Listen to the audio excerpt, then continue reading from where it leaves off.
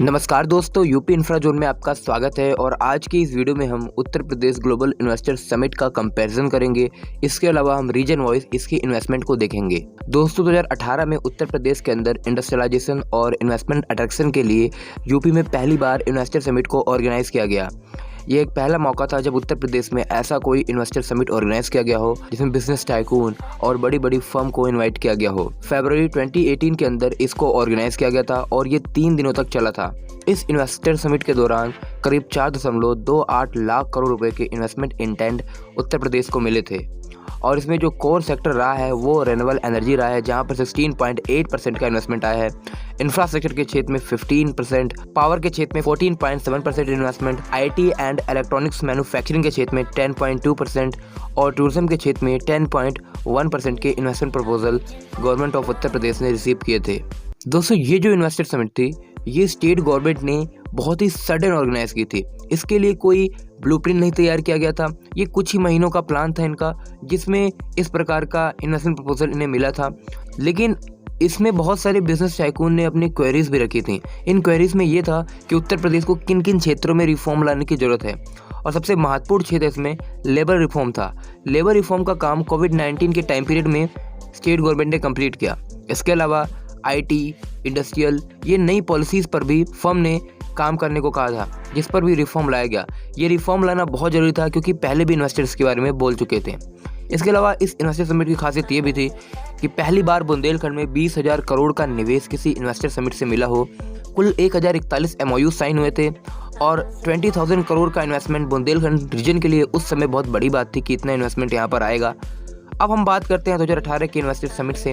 तो जैसे कि मैंने आपको कहा कि एक बहुत ही सडन प्लान था, यूपी कैबिनेट ने इसको बनाया था और बाद में चीफ मिनिस्टर को इसमें इनवाइट किया गया था। इसकी उतनी हाइप क्रिएट नहीं हुई थी, ना इसके लिए प्रमोशन हुआ था। फिर भी यहाँ पर 4 लाख करोड़ से ऊपर तक का MOU साइन हो गया। अगर हम दोस्तों यूपी इन्वेस्टर समिट 2023 की बात करें तो ये एक प्लान्ड इन्वेस्टर समिट है। बहुत से लोगों को लग सकता है कि हाँ, ये इन्वेस्टर समिट ऑर्गेनाइज होगी, जिन्हें रिसेंटली ये न्यूज़ पता लगी होगी। लेकिन ये जो प्लान था ये बहुत ही पुराना था। जैसे कि मैंने आपको बताया कि यहाँ पर 33.5 लाख करोड़ रुपीज़ का इन्वेस्टमेंट प्रपोजल मिल रहा है। तो ये कोई सडनली ये प्लान नहीं था कि सरकार इतना इन्वेस्टमेंट पा पाएगी। सरकार का टारगेट भी पहले बड़ा था कि हाँ, हमें इतने इन्वेस्टमेंट प्रपोजल यानी 10 लाख करोड़ से ऊपर के हमें इन्वेस्टमेंट प्रपोजल चाहिए। और 2018 में जो इन्वेस्टर समिट ऑर्गेनाइज हुई थी उसके बाद क्वेरीज को लिया गया। 2019-20 में आईटी, इंडस्ट्रीज, लेबर रिफॉर्म पर काम किया गया और फिर 2022 के अंदर ये तय किया गया था कि हम 2019-20 के अंदर भी तय किया गया था कि हम ग्लोबल इन्वेस्टर समिट ऑर्गेनाइज करेंगे। लेकिन बहुत से सर्कमस्टांसेस आ गए थे, जैसे कोविड-19 आ गया था, इसके बाद इलेक्शन भी हो गया था, तो वहाँ पर इसको टाल दिया गया। अब 2022 का टाइम इसमें सबसे महत्वपूर्ण इसलिए रहा कि 2022 के अंदर जैसे कि 100 डेज का एक्शन प्लान बनाया गया था सरकार के आने के बाद। ये एक्शन प्लान इन्वेस्टर समिट के लिए बहुत ज़्यादा महत्वपूर्ण था क्योंकि यहाँ पर सरकार का एक विजन है कि उत्तर प्रदेश 1 ट्रिलियन इकोनॉमी बहुत ही जल्द यानी 5-6 सालों के अंदर अचीव करे। तो इसके लिए जो उन्होंने टारगेट बनाया था, जिसमें जो भी महत्वपूर्ण सेक्टर थे उन्हें आइडेंटिफाई किया गया था और उनके लिए उनके पीछे मिनिस्टर्स और एडमिनिस्ट्रेशन लगा दिया है, ब्लूप्रिंट बना रहे हैं। उसके अलावा उसकी प्रेजेंटेशन भी दे रहे हैं। आपको लग रहा होगा कि ये सारे काम खत्म हो गए होंगे इनके इन्वेस्टर समिट के बाद, तो ऐसा नहीं है। ये अभी भी काम कर रहे हैं। इनका जो प्लान है वो बहुत लंबे समय तक का है। तो दोस्तों, जब हम विज़न की बात करते हैं तो जैसे कि $1 ट्रिलियन का जब विज़न है तो इससे जो इन्वेस्टर हैं ये बहुत ज़्यादा अट्रैक्ट होते हैं कि किसी स्टेट गवर्नमेंट का विज़न है और अगर इतना बड़ा वो विज़न लेकर चल रही है तो कितने सारे प्रोजेक्ट सेटअप करेगी। उन प्रोजेक्ट से बहुत सारे टेंडर्स कंपनीज को मिलेंगे। इसके अलावा यहाँ पर और भी निवेश की संभावनाएं हैं जब बड़े प्रोजेक्ट्स चलेंगे। तो जो भी स्टेट इंडिया के अंदर ऐसे विज़न के साथ काम कर रहे हैं, चाहे वो महाराष्ट्र हो, कर्नाटका हो या फिर गुजरात हो, वहाँ पर निवेश अपने आप ही बढ़ जाता है क्योंकि जो इन्वेस्टर्स होते हैं उनको यहाँ पर बहुत बड़ी अपॉर्चुनिटीज़ दिखती है क्योंकि सरकार उनको विजनरी दिखती है। तो ये एक बहुत ही महत्वपूर्ण कारण है जो कि इस इन्वेस्टर समिट से हमें देखने को मिला। और जैसा कि मैंने आपको कहा कि ये जो सडन प्लान नहीं था ये इन्वेस्टर समिट, इसके लिए वेल ऑर्गेनाइज प्लान सरकार बहुत पहले से ही कर रही थी, तब जाकर ये उन्हें लाभ मिला है। और जितना उन्होंने इन्वेस्टमेंट प्रपोजल सोचा था कि हमें मिलेगा उससे करीब 3 गुना ज़्यादा ही आया है। हर सेक्टर का अपना एक इन्वेस्टमेंट टारगेट है और वो अपने ब्लूप्रिंट पे 2022 से ही काम कर रही थी। इसके अलावा ये सारी चीज़ें अभी डिस्क्लोज नहीं की गई हैं, लेकिन मीडिया में इससे संबंधित कुछ रिपोर्ट्स आती रहती हैं। उत्तर प्रदेश गवर्नमेंट के जो एक्सपर्ट ऑफिशियल्स हैं और मिनिस्टर्स हैं, इसके अलावा एडमिनिस्ट्रेटर हैं, उनका एक डेलीगेशन बनाया गया था 15-20 मेंबर्स का, और वो करीब 15 देशों में गए थे, अलग अलग डेलीगेशन गया था। और उन्होंने यूपी इन्वेस्टर समिट 2023 का जो होने वाला था उसके लिए हाइप क्रिएट की, उसका प्रमोशन किया। इसके अलावा अपना जो विजन है प्रोजेक्ट्स का उसके बारे में एक्सप्लेन करा। इसके अलावा 10 डोमेस्टिक रोड शो ऑर्गेनाइज किए गए थे, जिसमें सबसे महत्वपूर्ण मुंबई और बेंगलुरु का रोड शो रहा है, क्योंकि पॉलिटिकली रूप से भी ये काफी ज्यादा चर्चाओं में रहा, मुंबई का जो रोड शो था। अगर दोस्तों स्टेट गवर्नमेंट 2022 में ये ग्लोबल इन्वेस्टर समिट ऑर्गेनाइज करती बिना ब्लूप्रिंट के, तो ये उतना लाभ नहीं देता, क्योंकि अब एक हर तरीके का यहाँ पर सुनियोजित प्लान बन चुका है, चाहे आप जिस भी क्षेत्र में देखें। लेकिन अगर यही काम ये 2022 में करते हैं, इलेक्शन जैसी हो गया था, तो उतना लाभ इन्हें नहीं मिलता, ना ये उतना प्रमोशन कर पाते और ना ही डिटेल्ड ब्लूप्रिंट बन पाता। दोस्तों वेस्टर्न उत्तर प्रदेश, बहुत से लोगों को लगता है कि यहाँ पर बहुत ज़्यादा इन्वेस्टमेंट आता है, लेकिन मैं आपको बता दूं कि जो वेस्टर्न उत्तर प्रदेश है, इसका जो मेजोरिटी ऑफ इन्वेस्टमेंट रीजन है वो NCR में चला जाता है, जिस कारण जो और क्षेत्र है वहाँ पर इतना निवेश नहीं हो पाता। लेकिन इस बार और भी क्षेत्रों में काफ़ी अच्छा निवेश हुआ है, ये आपको डेटा से पता लगेगा। टोटल 19,058 MOU साइन किए गए हैं। और अगर हम रीजन वाइज इस इन्वेस्टमेंट को देखें तो वेस्टर्न उत्तर प्रदेश को उत्तर प्रदेश के टोटल इन्वेस्टमेंट प्रपोजल का 45% इन्वेस्टमेंट इंटेंट मिला है। इसके अलावा 27% अकेले गौतम बुद्ध नगर डिस्ट्रिक्ट, जिसमें नोएडा, ग्रेटर नोएडा ये सारे शहर आते हैं, उसने 7.8 लाख करोड़ का इन्वेस्टमेंट इंटेंट रिसीव किया है।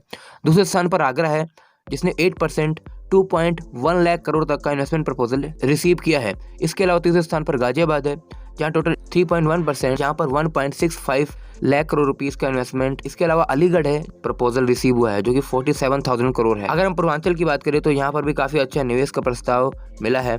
यहाँ पर टोटल 27% उत्तर प्रदेश का इन्वेस्टमेंट प्रपोजल इस रीजन में आया है, और इसमें टॉप पर गोरखपुर रहा है।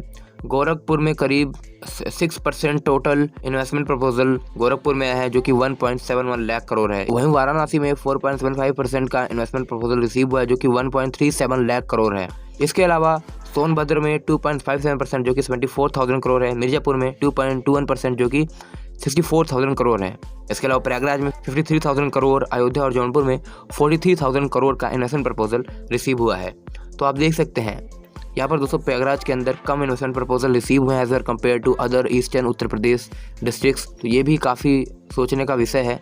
चलिए अब बात करते हैं सेंट्रल उत्तर प्रदेश की। तो यहाँ पर सबसे पहले मैं आपको बता दूं कि जो सेंट्रल उत्तर प्रदेश है इसमें अवध के डिस्ट्रिक्ट्स हैं, लेकिन जो पूर्वांचल है वहाँ पर भी जो मेजोरिटी ऑफ डिस्ट्रिक्ट्स हैं वो अवध के हैं, तो इसको आप भाषा से मत जोड़ लेना।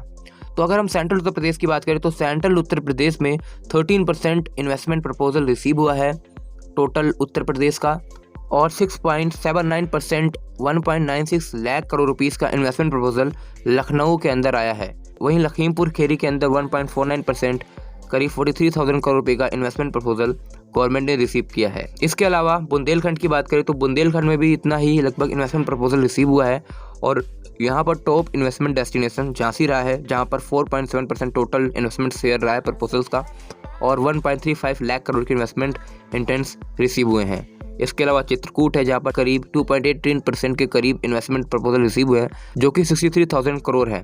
दोस्तों ये हमने रीजन वाइज इन्वेस्टमेंट को देखा है, किसी अन्य वीडियो में हम सेक्टर वाइज इन्वेस्टमेंट को देखेंगे। अगर हम टॉप इन्वेस्टमेंट डेस्टिनेशन की बात करें उत्तर प्रदेश के अंदर, अगर हम डिस्ट्रिक्ट वाइज देखें तो गौतम बुद्ध नगर टॉप पर है, जिसका शेयर 27% है, जो कि सबसे हाईएस्ट है उत्तर प्रदेश के अंदर।